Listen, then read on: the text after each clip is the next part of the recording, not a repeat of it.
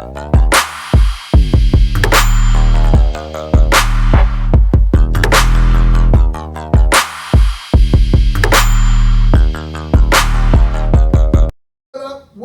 up, world? How you guys doing out there? This is T-Bass and Shamar back at the T-Bass and Shamar show. It's been quite a while.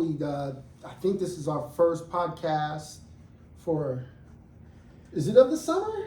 Yeah, definitely. But it's the first podcast. We took summer off. We took the summer off. And the one thing is this is our first year anniversary. So we got started about this time last year. Is that I didn't even know that, bro. Towards the end of August, I thought about it. I was like, wait a minute, because I know we started towards the end of August last year because we did the intro to the NFL season because we're football lovers, and we're going to discuss some of that a little bit later. But so that's how I know it's like the 1 year anniversary. Of course, I got the new Raiders. I was just going to say, is that a Raiders cap right there? I'm like looking at it, it's looking a little crispy. You been saying y'all need to change y'all logo up a little bit. Yeah. It's an alternate logo. It took me a second, and I'm like, wait a minute. What is he wearing? That's a Raiders cap right there. That's a Raiders. But anyway, so that's speaking of summer, man. Did you do anything special this summer? I did. I went to summer camp for a brown bag lady, which is Jackie Norvell, our local person that helps the homeless and underprivileged families. She had a camp out in Big Bear that really it was a very educational camp for me. Yeah. Educational in the sense of I've never been camping. Oh, really? To that degree. Okay. Not for no amount of time that way. Right. I have been to Big Bear, and we did before get a cabin. Mm-hmm. It was more for a group meeting that we had. Uh-huh. Me and my wife also went to, I can't remember, it was somewhere in Santa Barbara. Okay. El Capitan. Yeah. And we went glamping for like 3 days. Okay. Which it counts. Yeah. But it just wasn't the same as. I got you. This is camping. This is a different type of camping. And you're looking at you. And yeah, we were gone for a while though. Yeah. Like 7 days. So nice. I've never been gone for 7 days. How did the stars look out? Can you see the stars? You can see a lot more stars. Yeah. For sure. Yeah. It's I didn't, for whatever reason, it was tiring. Yeah. The camp working with the kids. Yeah, because working with those kids is, you wake up at, me personally, I wake up at 5:30 regardless. You working on breakfast for them. Yeah, so breakfast was 8 o'clock, 8:20. Right. And I was already up 2-3 hours before. Right. So my days were 13-hour, 14-hour days. I got you, man. So when it came to night, stargazing wasn't really on your mind. Yeah. Did you at least identify 1 or 2 constellations? No, I didn't. I looked up because that's cool. Because it was brought to my attention, and I was like, wow, you can't see them out here a lot more because there's so much light in the city. Right. Like it mutes all that stuff out. Right. But I was really focused on the kids. The kids were they gave me a lot of perspective, Yeah. Especially because she helps a lot of kids that are foster kids Mm-hmm. and kids who have been ripped away from their families, and so Right. she reunites siblings and things of this nature. Right. So we had some kids that were on the spectrum, like with autism and stuff like that. Yeah. But it was a great time. Right. Great time. That's good work, man. That's good work. It was great work. That's good work. It was great work. Yeah. And it's the only camp that I think I've ever seen where 95% of the camp were brown people. Right. Not that that's the most important thing, because everyone that was there, regardless of race, was spectacular. Right. Everyone, all the counselors, Uh-huh. everyone there were one, like, just, they were really good in terms of being counselors. Yeah. I would absolutely love to have the exact same group that we had before. Felt like we had an all-star counselor team. Yeah. It was I wish we could have Jackie here right now to speak on this. No, that's cool, but we can, we go, at one point she'll drop in or whatever. But I just wanted to speak on it. Just say, hey man, what'd you do for the summer? Because I felt it was important. yeah, those are very life-changing experiences, and it gives you perspective. It kind of gives you perspective on, hey man, I got to count my blessings, Right. and that kind of stuff. So yeah, so I just basically wanted to just at least talk about it, It, I'm sorry, everybody. Let me turn my phone down here. This is gonna be an edit right here. This isn't even gonna be an edit. I'm gonna keep it pushing. That's what's up. Pushing. But see, we keep it free and easy on the T-Bags and Shamar show, so you can do that. Right. You can do that, and they know, the whole crew don't have to shut down and all that other stuff. But anyway. It was back to when it comes to the children, man. I wanted to make sure that I'm doing my part. Right. Our motto is don't talk about it. Be about it. Be about it. So why right. talk about the homeless? Right. Why talk about if you ain't helping out, helping if children, you ain't donating to some organizations, right. whether it's money, time, or effort, or whatever. So right. I get you. So I've made it a point to not only go to the camp next year, but to go up until next year. Next is June 20th or something like that. Right. To make sure that I volunteer a lot more. Right. And do some hours. And do some hours, put in my hours. Yeah. Now I'm gonna jump up in there at some point, like you said, if you want to do some, clothes organizing or whatever she may need for a Sunday. What we need to do is get together on that. Yeah. Because for sure we'll roll through. She'll love to have us there. No problem. She does lunch and everything. Right. I mean, we've been to the setup, so we kind of know how it rocks. Right. Yeah. It was educational time for me. Now. What did you do? Oh, so my summer was, I had a good summer. My summer was kind of a summer of focus, and I kind of my family put a challenge on me because my daughter who's studying in New York, she reached out to me and she said she needed a little more financial help. So we came up with this 9-week challenge. And so I'm actually not done with the challenge. This Friday, I will be done with my summer challenge of, helping my kid out just with different stuff and what she needs and stuff like that, dealing with the challenges in New York. And so I feel good about that. And, so that was the main thing for me this summer, was staying focused on that and giving her the support that she needed.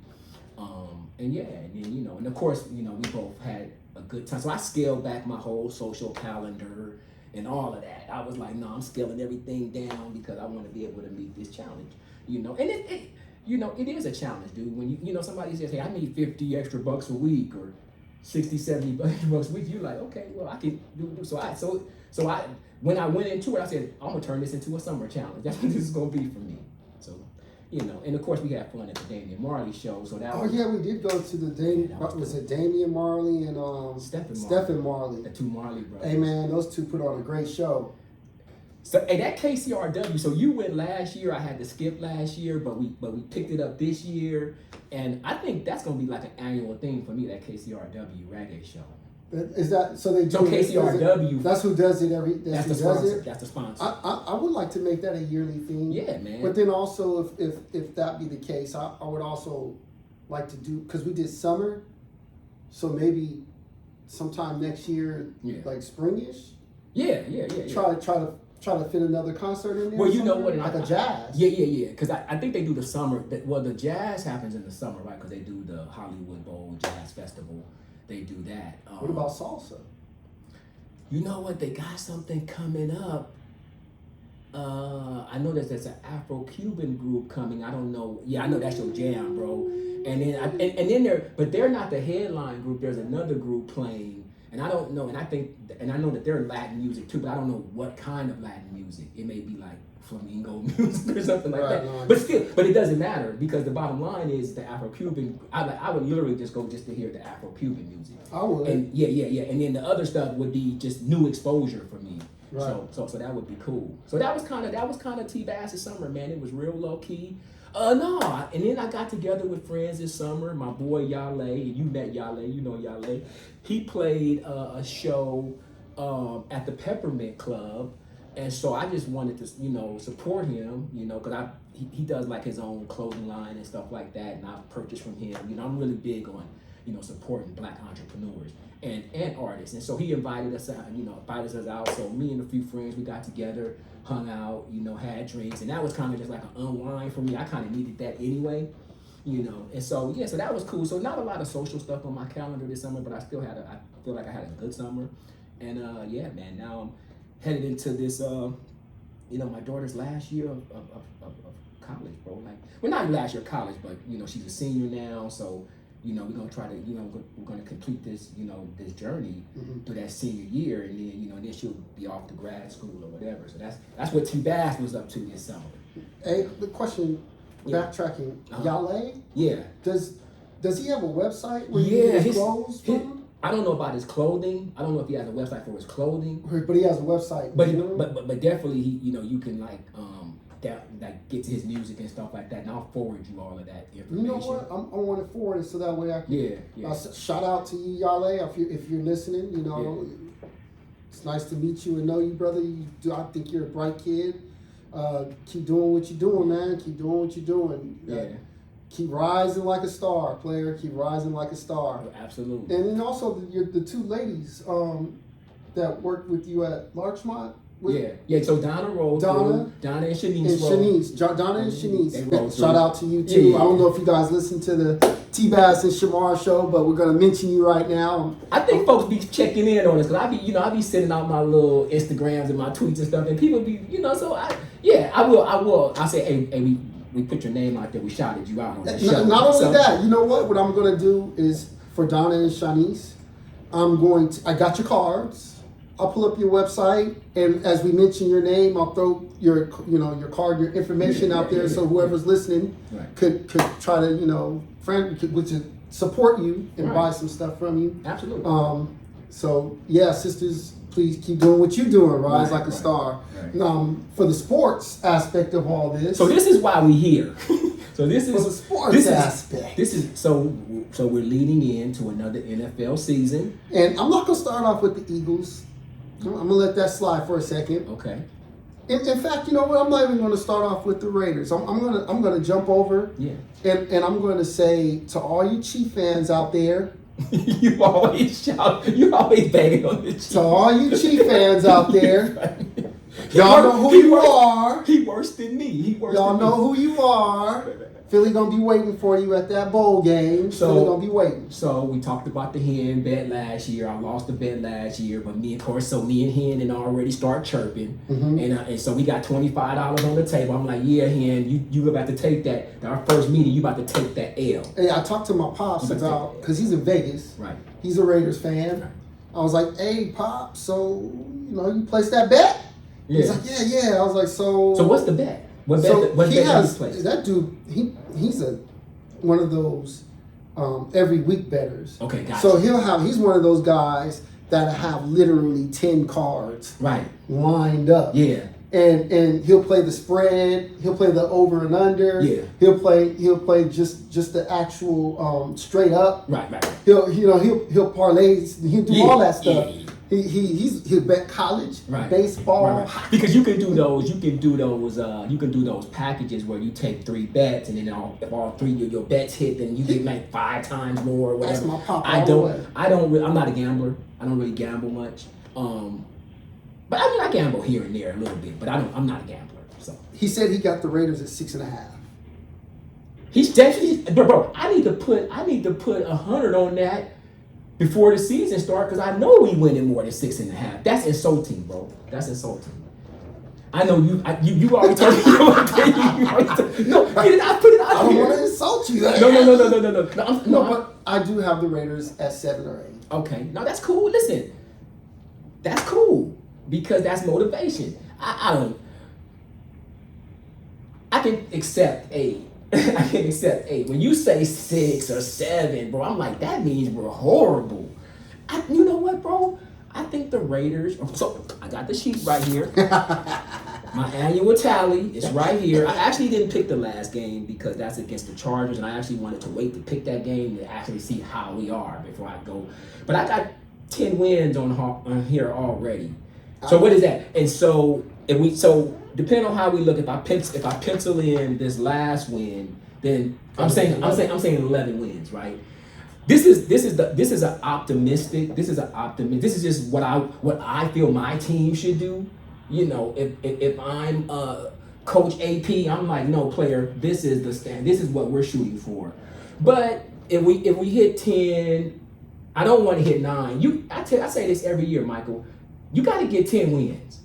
Like you need to get 10 wins. Listen, the Raiders are that one of those teams that every year I'm on the wagon. Right. We start off. Every year I start off on the wagon. And sometimes I'm on the back end of that wagon pushing it like, yeah, come on, man, step up, man, step up. And then by the end of the year, I'm pulling that wagon. Right. You're like. Look. We get to the second half of the season, right? And then we're like, the wins be like 1 win here, 2 losses, then a win here. And you're like, come on, bro, like pick it up. So no, I get it 100%. Here's what I will say. They must come out and like, you got to get a win the first game. You open up against the Chargers. So the first 3 games are the Chargers, the Ravens, and Atlanta? and the Panthers. And the Panthers. And so I feel like if you can come out and get that first week win, then you know, and if you split the first 2, you go 1-1, and I think you could actually take the Panthers, and then after that we got the Browns. And we got the Broncos.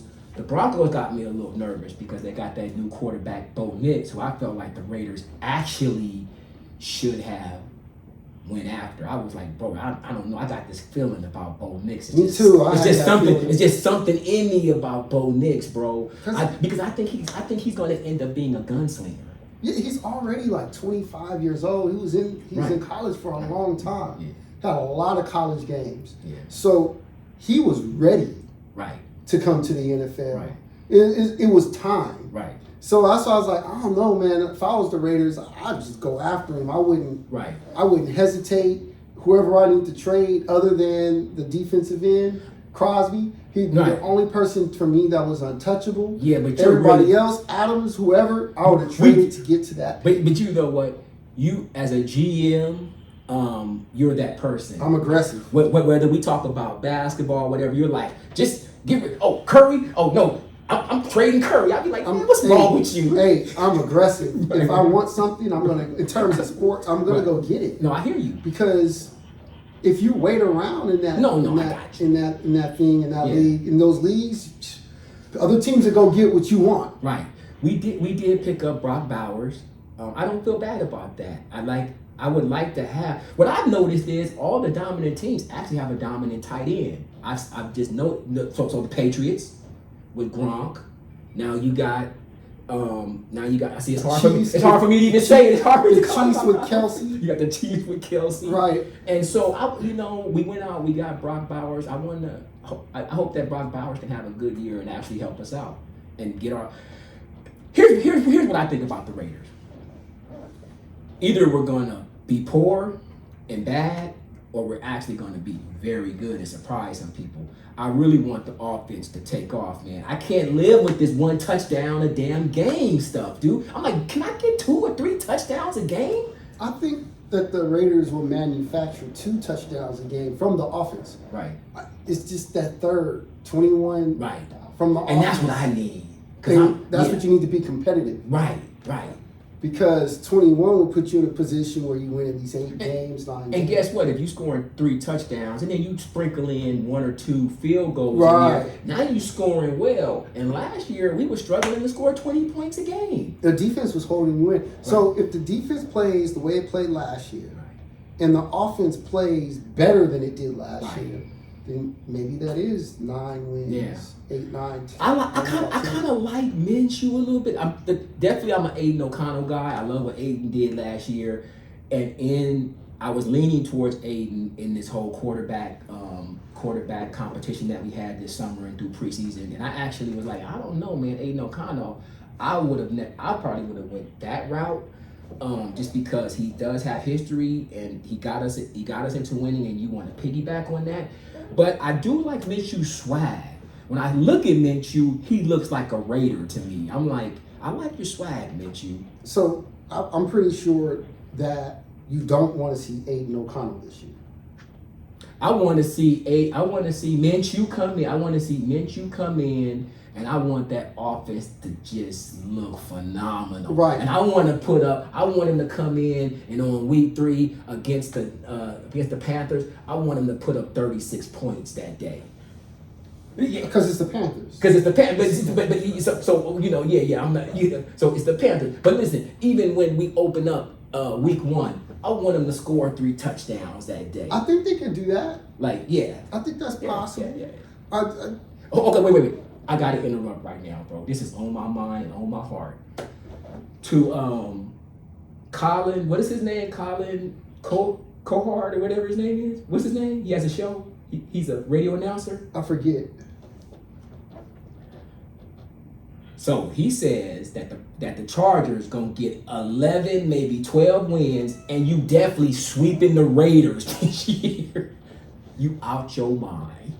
You are out your mind. Ain't no way we dropping 2 to the Chargers. But I respect your opinion.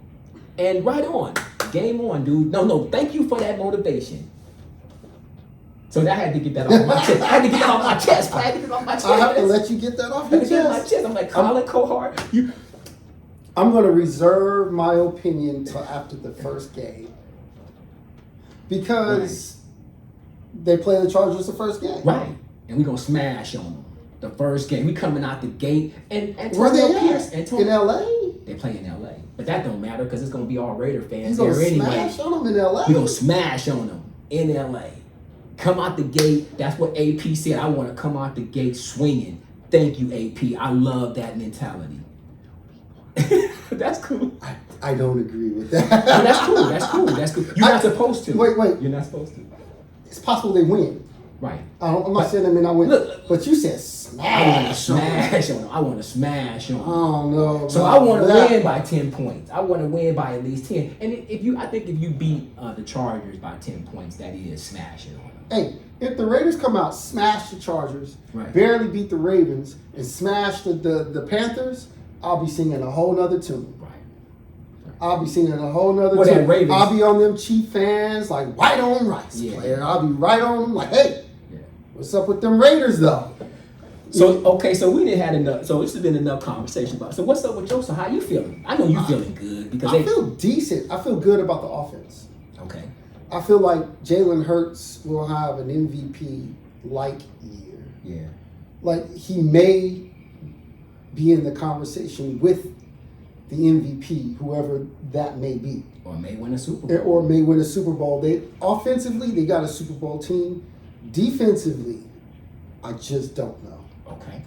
I would like to say they're going to be good, but I just don't know. Right. Because of how it went last year, right. I mean, it just fell apart. But it fell apart so badly. Well, what moves? Okay, so on defense, what moves did you guys make to improve it? They got new corners. Okay. New safety. Okay. Got younger on the line. Lost a couple of people. Gained a couple of people. Yeah. There's a lot of turnover on defense. Okay. New defensive coordinator. So you don't know what your defense is going to look like. So I don't know what it's going to look like.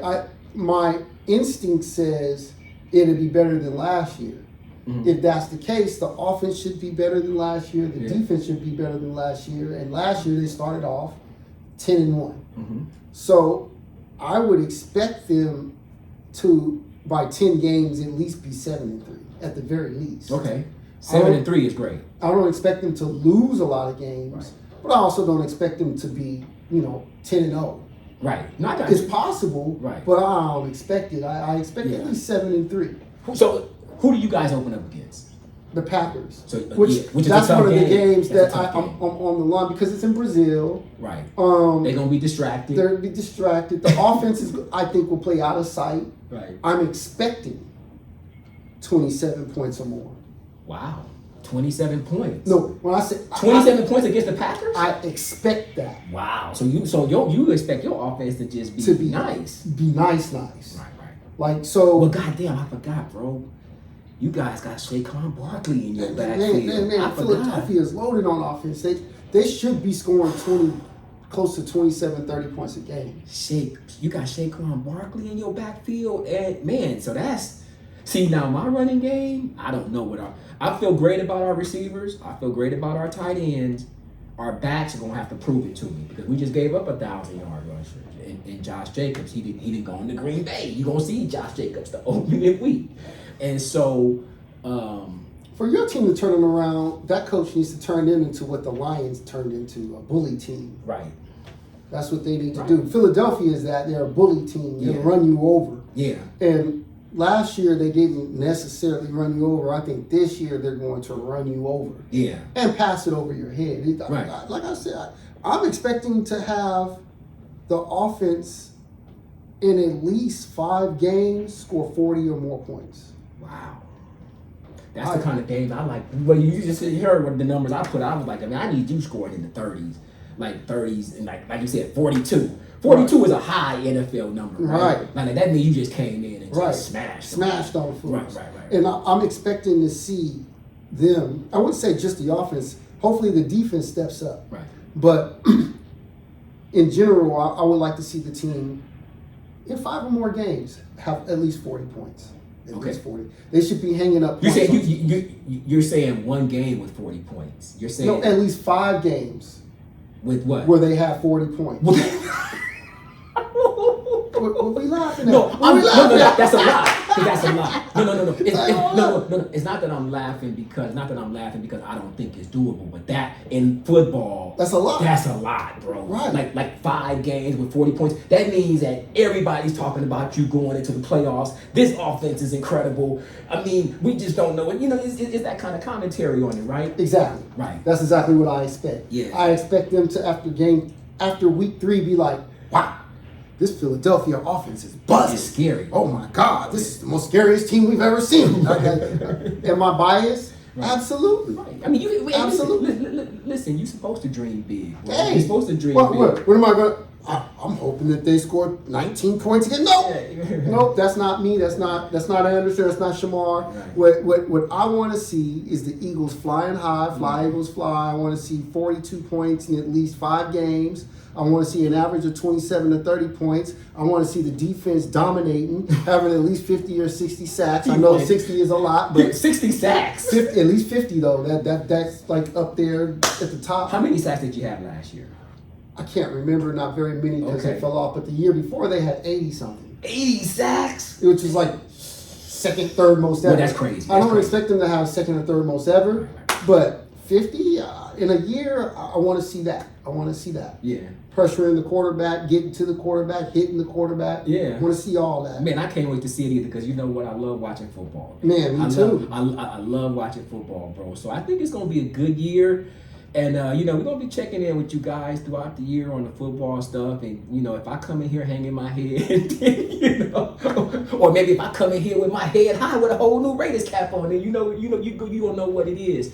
But other than the sports, me and Shamar, me and Mike, we're going to get out there and do some more interesting stuff. I know for a fact that one topic we're going to talk about, I want to do a farmers market visit, like go through a few different farmers markets, and we could talk about the vibe at the farmers markets and stuff like that, and the kind of the importance of this stuff in neighborhoods and communities. I mean, we still haven't done that. We talked about it, but just haven't done it. No, we're going to do it. Yeah, like that's leading into this year, so that's on the agenda. So what is it? So in a year we did 10 shows. I don't know the exact number, but we did what we did. We did 10. We did 10 shows. 10, for sure, 10. We did 10. Okay. So we said that coming out the gate, we need to make a goal. Right? Okay. To do like 15 shows. Okay. In the next year. Okay. So we need to. But we got one out the butt. We got one out the box. Right. So this one counts as the first one. Yes, this is the first of the new year. So we need 14 more shows. That's going to be our goal. Right. And we're not going to talk about it. We're going to be about it because we're going to get those shows to you all. Yeah. We need to come up with topics. We'll do that. Well, everybody, that's the T-Bass and Shamar show. Great checking in with you. We're back. We're bigger and better than ever, baby. And when basketball season comes around, we sure will be talking about that. Because I'm going to be talking about whooping up your Lakers. We're going to be talking I don't know about whooping on the Lakers, but... you know what? Not to leave just yet. Hold up. I was listening to LeBron James. I was reading on LeBron James this morning, and he said something that had me cracking up. I was like, that's funny. Because we've never seen this before in basketball. Yeah. He goes, all I know is when me and Bronny are on the court, he just can't be calling me dad. No, I heard at that. work. Yeah, I heard. Dad, pass me the ball. Dad, I'm open. He said, hey, Dad, throw it. Yeah. He said we didn't already talked about that. He said you could call me. He said you can call me. What did he say? The GOAT. He said you can call me. No, he ended with the GOAT. He was like 2-3. He was like you can call me 2-3. You can call me. I don't know what he said. LeBron. But you can't call your dad by his name though. No.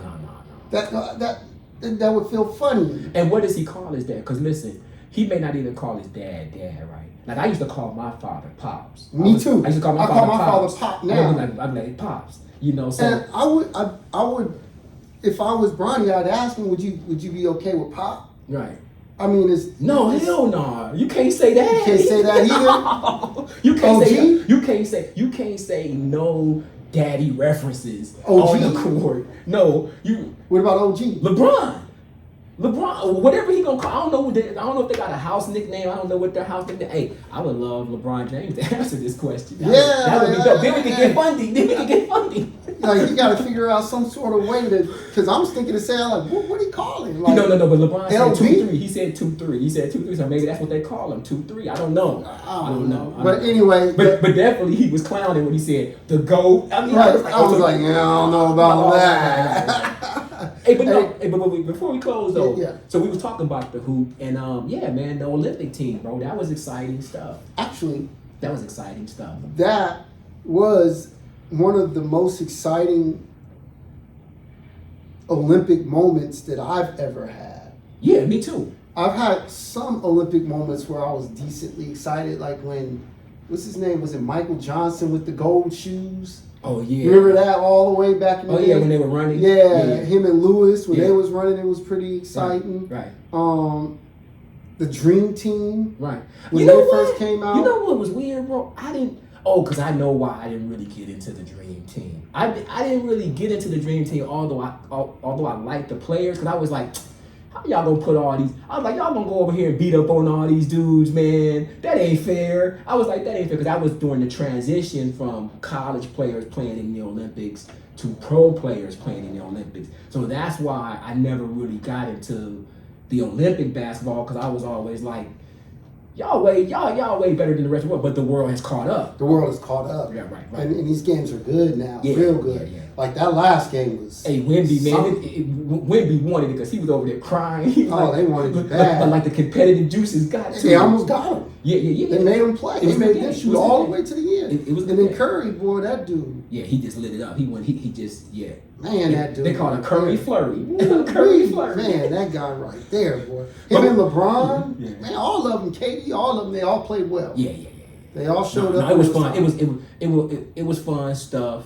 The controversy was Jason Tatum didn't get a lot of time, but actually, I thought even when that was going on, I was like, man, you may not necessarily want a bunch of time because you do not want to get hurt playing in the Olympics, bro. Right. And be done for the season. So no, it's cool. Go on, ride it out, get in here and there, and then get your ring. But I definitely wouldn't want to. Like, could you imagine if he had got a bunch of time and then hurt himself?